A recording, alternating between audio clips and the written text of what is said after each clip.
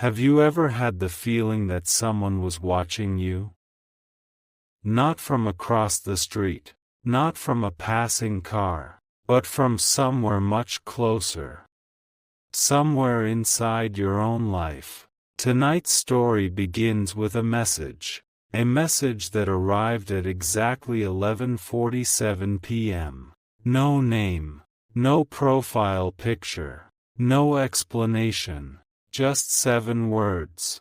She leaves tonight. Read this before midnight. At first, you would probably ignore it. Most people would. But what if I told you that attached to that message was a photograph?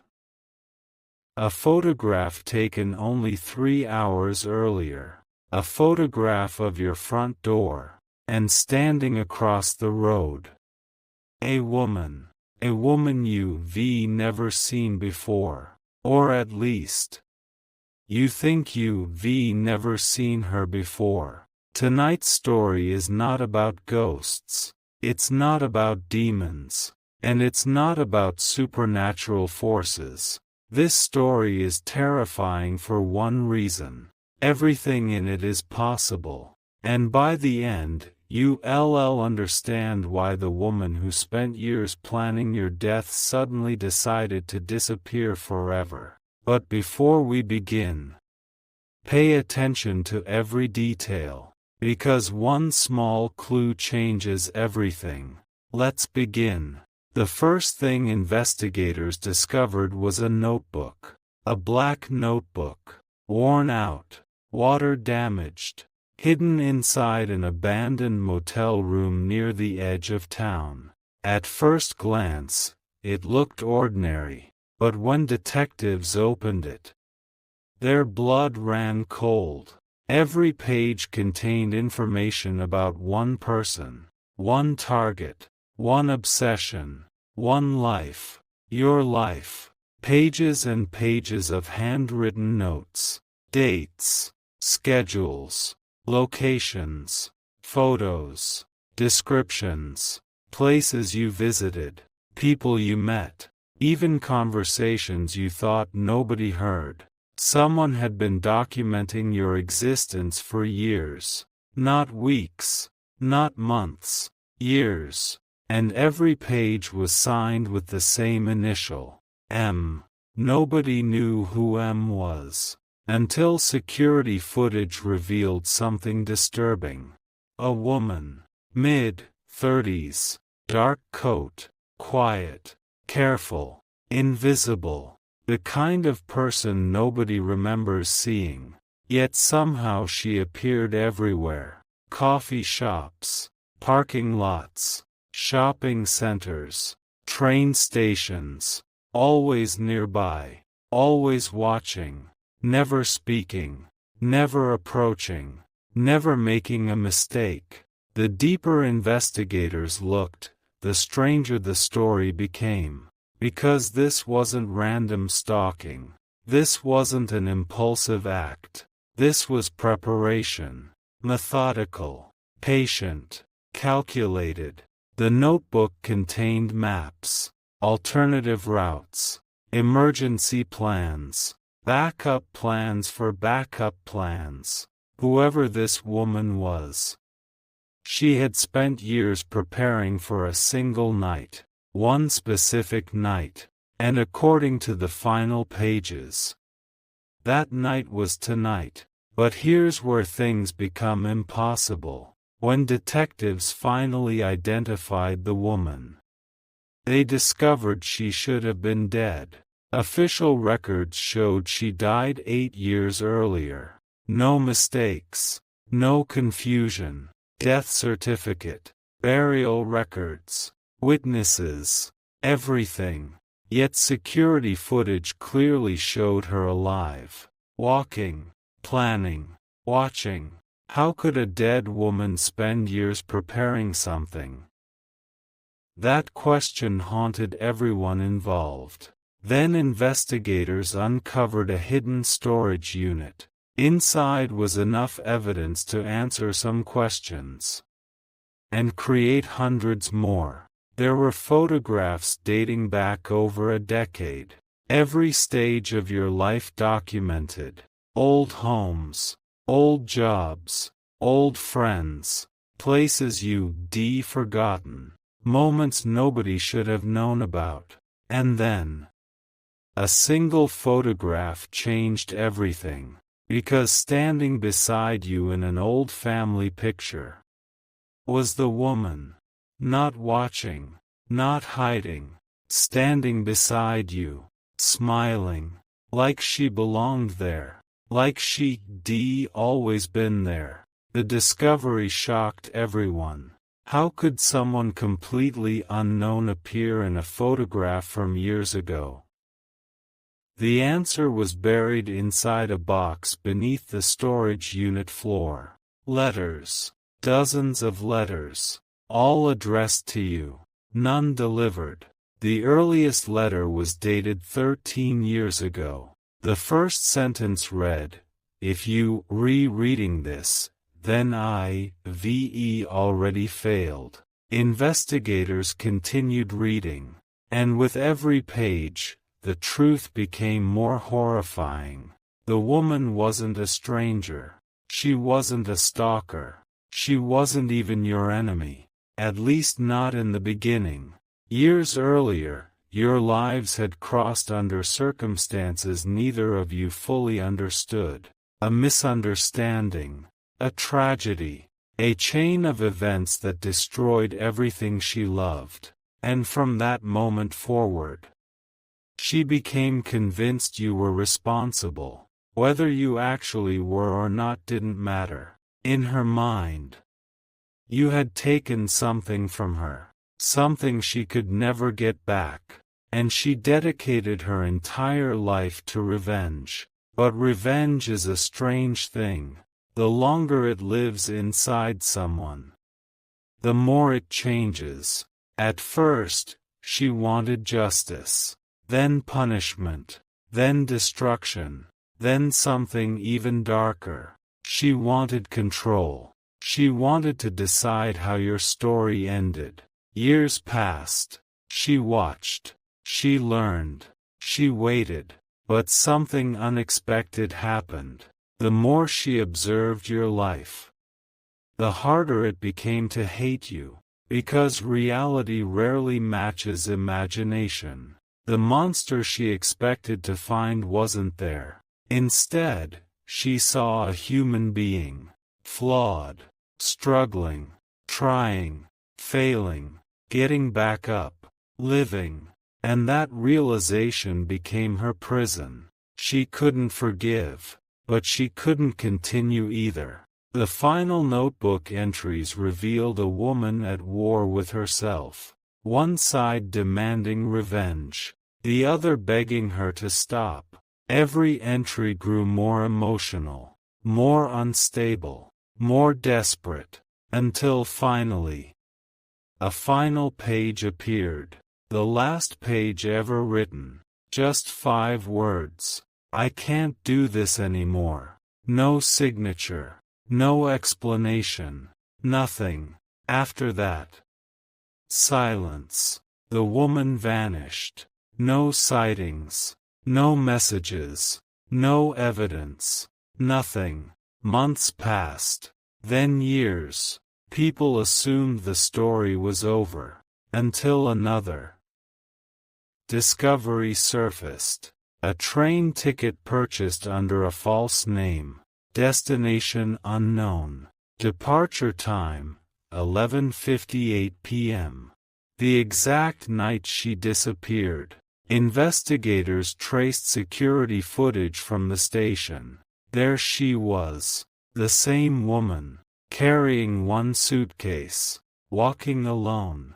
No hesitation, no fear, no sign of someone running away. Instead, she looked relieved, like someone finally putting down a burden that had become too heavy to carry. Then something remarkable happened. Just before boarding the train, she stopped, reached into her pocket, and dropped an envelope into a public mailbox. That envelope would arrive 3 days later, addressed to you. Inside was a single handwritten note. No threats. No anger. No revenge. Just one sentence. A sentence that stunned everyone. It read, "The person I wanted to destroy never existed." Those 7 words changed the entire case. Because they revealed the truth nobody expected. The woman had spent years hunting a version of you that only existed inside her imagination. A villain she created. A monster she needed. And when reality finally shattered that illusion, her entire mission collapsed. The revenge that defined her life suddenly had nowhere to go. So she left. Not because she was caught. Not because she was defeated. But because she finally understood. And once she understood, she couldn't continue.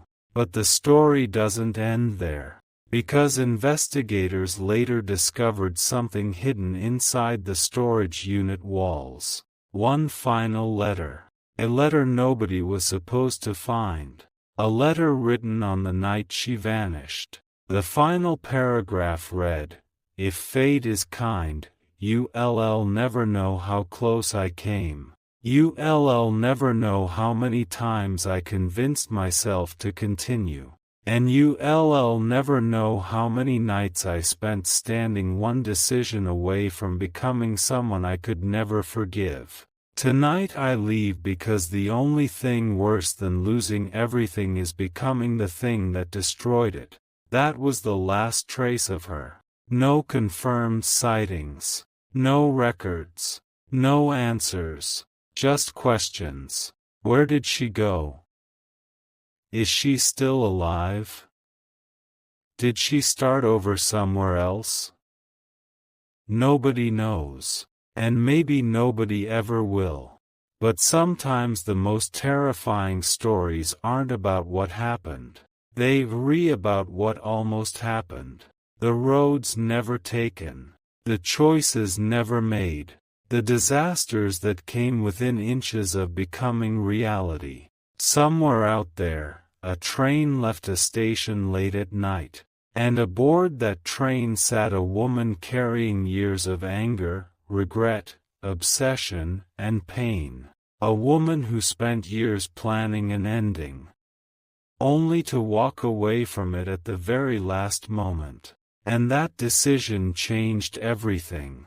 So tonight, before you close this video, remember something. Not every threat arrives with a warning. Not every enemy looks dangerous. And sometimes the greatest battle isn't between 2 people. It's inside a single human heart. Because the woman who planned destruction for years wasn't ultimately stopped by detectives, or evidence, or luck. She was stopped by one terrifying realization. The story she'd been telling herself was never true. And once that illusion died, the woman disappeared into the darkness of the night, never to be seen again. Or so they say.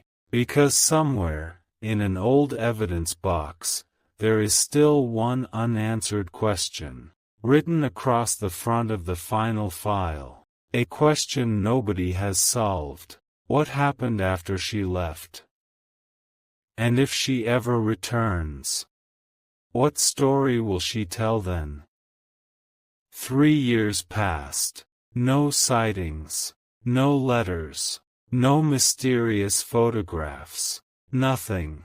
Eventually, the case was closed. The storage unit was emptied. The evidence was archived. And the woman known only as M became another unsolved mystery buried inside forgotten files. People moved on. Investigators retired. Witnesses stopped talking. Life continued. But some stories don't end when people think they do. They simply go quiet. And silence can be more dangerous than noise. Because exactly 3 years after the woman disappeared, a package arrived. No return address. No fingerprints. No tracking number. Just a plain brown box left outside a private investigator's office. Inside was a tape recorder. An old one. The kind nobody uses anymore. Attached to it was a note. 6 words. Play this only after sunset. Most people would laugh. Most people would ignore it. But curiosity is powerful. And that evening, after the sun disappeared beyond the horizon, the investigator pressed play. What came through the speaker changed everything. At first there was only static. Then breathing. Slow. Steady. Controlled. And then a woman's voice. The investigator immediately recognized it. The voice matched recordings connected to M. The woman who vanished. The woman who supposedly walked away forever. For several seconds she said nothing. Then she spoke. And her first sentence sent chills down everyone's spine. I was wrong about you. Silence followed. A long silence. As though she was choosing every word carefully. Then she continued, but I was right about someone else. The investigator replayed that sentence dozens of times. What did it mean? Who was she talking about?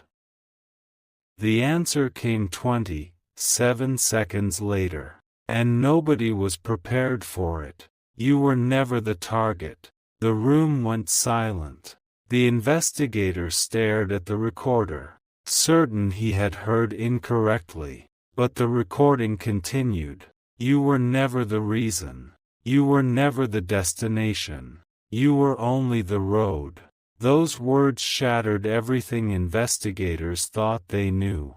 For years they believed the woman had spent her life hunting one person. Now she was claiming something completely different. You weren't the destination. You were the road. The question was obvious. A road leading where? The recording offered no immediate answer. Instead, the woman began describing events from years earlier. Events nobody had connected. A house fire. A missing witness. An unexplained death. A sealed police report. Individually they seemed unrelated. Together they formed a pattern. A pattern hidden beneath years of assumptions. And according to M.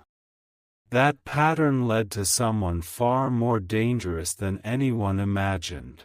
As the tape continued, investigators noticed something disturbing. The woman's voice sounded different. Not afraid. Not angry. Not obsessed. She sounded exhausted. Like someone carrying information too heavy to hold any longer. Then she said something that changed the direction of the entire investigation. The person I was looking for knows this tape exists. A chill swept through the room. If that statement was true, someone else had been watching.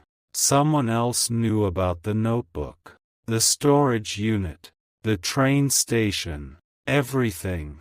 And somehow, they had remained invisible. The investigator immediately contacted authorities. The old files were reopened.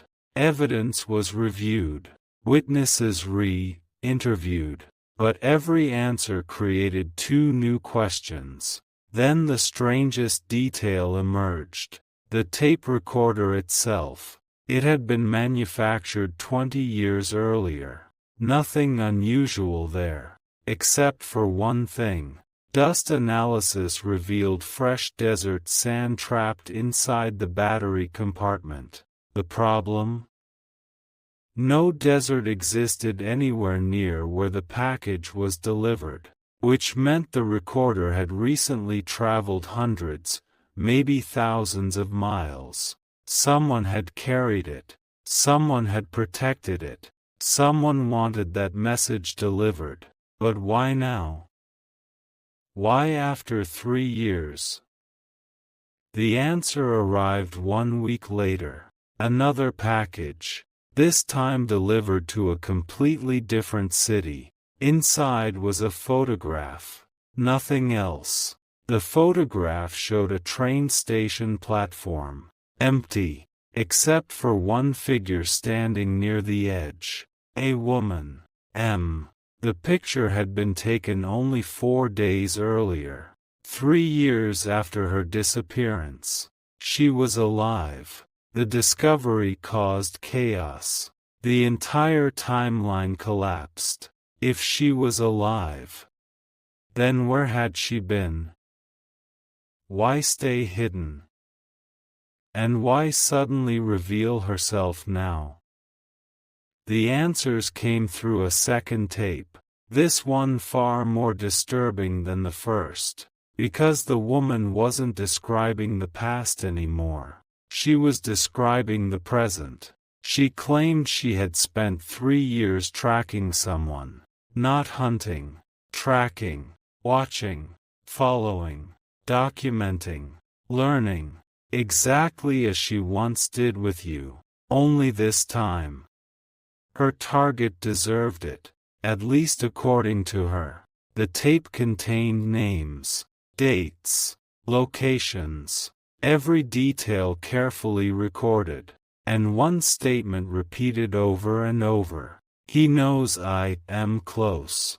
Investigators couldn't identify the man she referenced. The recordings never mentioned a name, only a title. The Architect. Nobody knew who the architect was, but according to M, every tragedy connected back to him. The fire, the deaths, the disappearances, everything. At first investigators dismissed the claim.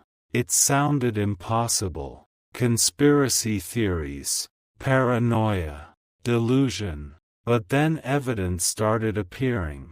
Evidence matching details only the real perpetrator could know. Secrets hidden for years. Facts never released publicly. The deeper they looked, the more uncomfortable they became. Because M wasn't guessing. She knew things. Things nobody should know. Then came the third tape, and everything changed again. The recording began differently. No static, no breathing, no introduction, just a single sentence, spoken immediately. If you re-hearing this, he found me. Those words hit like a thunderbolt.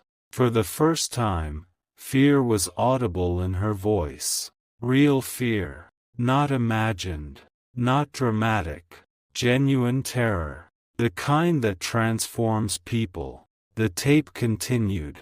I don't know how much time I have. I don't know if this reaches you, but there is something you need to understand. Then her voice lowered, almost to a whisper. The woman who wanted you dead is gone. What remains is someone trying to stop a disaster. The next several minutes were fragmented. Pieces of information, warnings, coordinates, names, references investigators couldn't immediately understand. But one phrase stood out, a phrase repeated 7 times. Look beneath the water. Nobody understood what it meant, until a search team examined a reservoir mentioned in one of her notes. What they found there stunned everyone.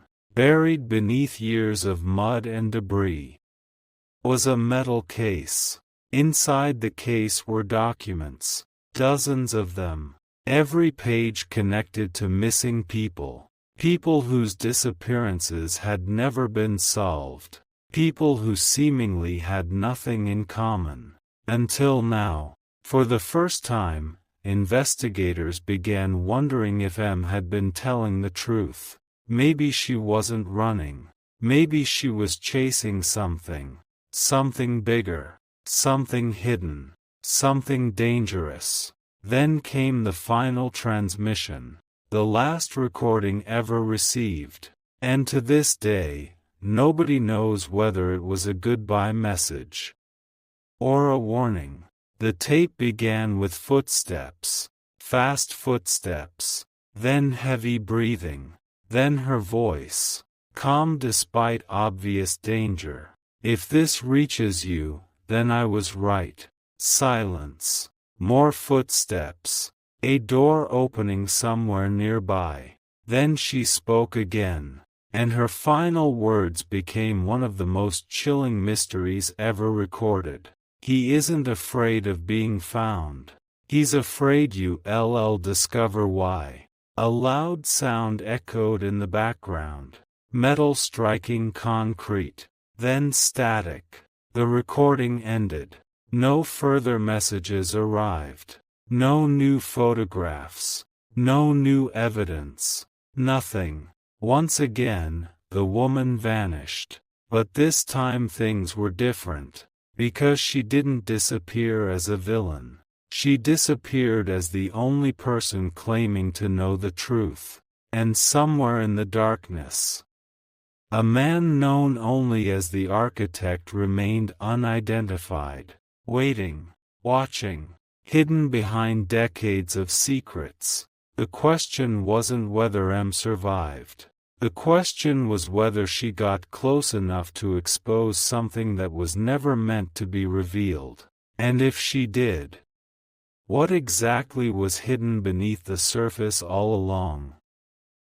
Because investigators eventually discovered one final detail buried inside the recovered documents. A handwritten note, folded into the last folder, written in the same handwriting as the notebook from years ago. The note contained only one sentence that nobody has ever fully explained.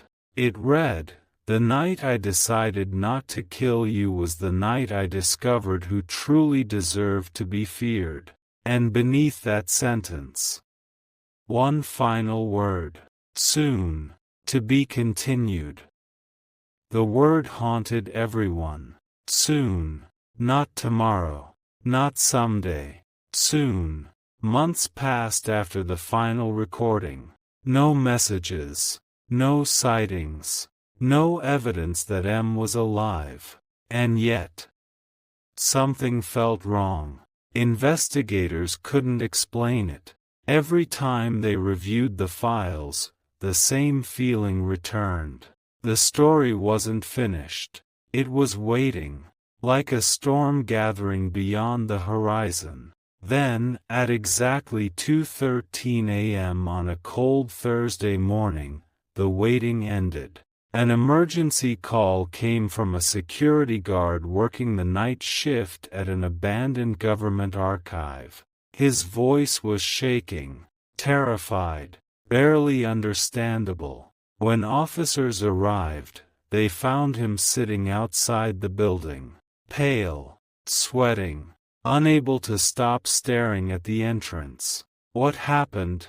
they asked. The guard pointed toward the archive, then whispered 3 words. "She came back." Inside the building, nothing appeared stolen. Nothing appeared damaged. Every lock remained intact. Every alarm remained active. No signs of forced entry. Yet surveillance footage told a different story. At 1:48 a.m., a woman entered the archive. Not through a door. Not through a window. She simply appeared on camera walking down a hallway. The timestamp was verified. The footage was authentic. And the woman was unmistakable. M. 3 years missing. 3 years silent. 3 years invisible. Now suddenly standing inside one of the most secure archive facilities in the country. But the truly terrifying part wasn't her presence. It was what she did. She walked directly toward a restricted section. A section containing records sealed decades earlier. Records connected to unsolved disappearances, missing witnesses, corruption investigations, cases that had quietly vanished. She knew exactly where she was going, as if she'd been there before, as if she'd memorized every hallway, every shelf, every secret. Then she removed a single file, one file among millions. She opened it, read one page, and froze. For 17 seconds she didn't move. Then she looked directly into the camera. Not near it, not toward it, directly into it, and for the first time in years. She smiled. Not a happy smile, not a relieved smile, a smile of certainty, the smile of someone who had finally found what she was looking for. Then she closed the file, placed it under her arm, and disappeared from view. The footage ended there. No exit, no departure, nothing. One moment she existed, the next she was gone. Again, investigators rushed to identify the stolen document. What they discovered terrified them, because the file wasn't supposed to exist. Official databases listed it as destroyed 31 years earlier, yet somehow it remained hidden inside the archive, protected, forgotten, buried. The title printed across its cover was simple: Project Architect. The room fell silent. For years everyone assumed the architect was a person, a man, a criminal, a mastermind. Now evidence suggested something else entirely. Project Architect, not a person, an operation, a program, something much larger. And if M had stolen the only surviving file, then she had just uncovered a secret someone spent decades hiding. The investigation exploded overnight. Former officials were questioned. Retired agents were contacted. Old records were examined. And everywhere investigators looked, they found gaps, missing pages, missing names, missing years. Entire chapters of history erased, almost professionally, almost deliberately. Then an analyst made a discovery, a tiny detail buried inside a shipment manifest from 29 years earlier. A shipment connected to Project Architect. The destination listed on the form wasn't a building. It wasn't a military base. It wasn't a laboratory. It was a town, a small town, the town where you lived years ago. The realization hit like lightning. Coincidence suddenly became impossible. The town, the notebook, the surveillance, the disappearances, everything connected there. Everything began there. And according to the recovered documents, everything was meant to stay buried there. A task force immediately traveled to the location. What they found was disturbing. Beneath an abandoned factory on the edge of town, they discovered underground tunnels, miles of them, hidden for decades, sealed, forgotten, or so people believed. Inside those tunnels, investigators found evidence of recent activity. Fresh footprints, recent electrical wiring, food supplies, water containers.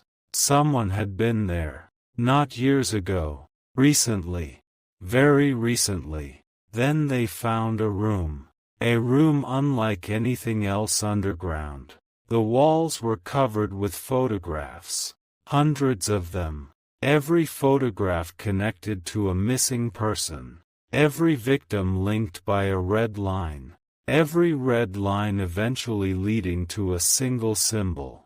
A symbol investigators had seen before. Inside M's notebook. Inside the archive file. Inside the storage unit. The symbol of Project Architect. At the center of the room stood a desk. and on the desk sat a single envelope, addressed to investigators, waiting, as though someone knew they would arrive. Inside was a handwritten message. The handwriting belonged to M. The note read, "If you found this room, then I am already gone." Investigators continued reading, their hands trembling, because the next sentences changed everything. For years they believed M was chasing answers. According to the letter, she had already found them. Years ago. The problem wasn't finding the truth. The problem was surviving it. The letter described a network, not a criminal organization, not a government agency, something stranger, a hidden system operating beneath ordinary life, invisible, patient, protected. People entered the system, people disappeared from the system, and according to M, the system had existed for generations. Then came the most disturbing sentence in the entire letter. A sentence investigators refused to release publicly. A sentence so unsettling it remained classified. But years later a source leaked part of it. Only part. The leaked fragment read, "They never intended to remove people. They intended to replace them." Nobody knew what it meant. Theories spread everywhere. Fear followed. Confusion exploded. And still no sign of M. Then, 6 weeks later, a final event occurred. An event that transformed the entire mystery forever. A train conductor working a remote mountain route reported seeing a woman walking along the tracks, alone, at sunset. He described her perfectly. Dark coat, small suitcase, calm expression. M. The conductor slowed the train, preparing to warn her away from danger. But before he could stop, the woman turned toward the train and raised something in her hand, a photograph. As the train passed, the conductor saw the image clearly. It was a photograph of you, the same photograph from years ago, the one where she stood beside you smiling. Then she lowered the picture, looked toward the horizon, and walked into the fading light. When search teams arrived hours later, nobody was there. No footprints, no belongings, no suitcase, nothing. Only one object remained on the tracks, a folded piece of paper. The paper contained a final message, the last confirmed words ever connected to M.